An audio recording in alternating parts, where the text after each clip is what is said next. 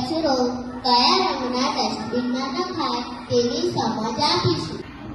આપણા ઘરે દરરોજ કચરાની ગાડી કચરો લેવા માટે આવે છે.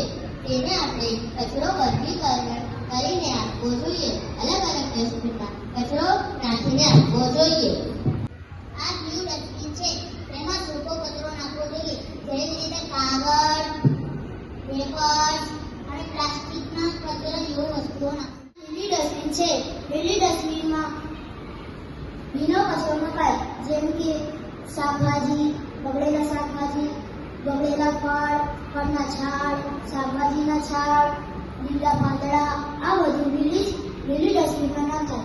આ કાળી ડસ્ટબિન છે, કાળી ડસ્ટબિનમાં જોખમી કચરો નાખવો જોઈએ, જે રીતે કે આપણે છોલેલી પેન્સિલનો સંચો અને કપાઈ કરેલી દાઢીનો કતરી અને મચ્છર ભગાડવાની અગરબત્તીનો રાખ પણ આમાં નાખી શકીએ.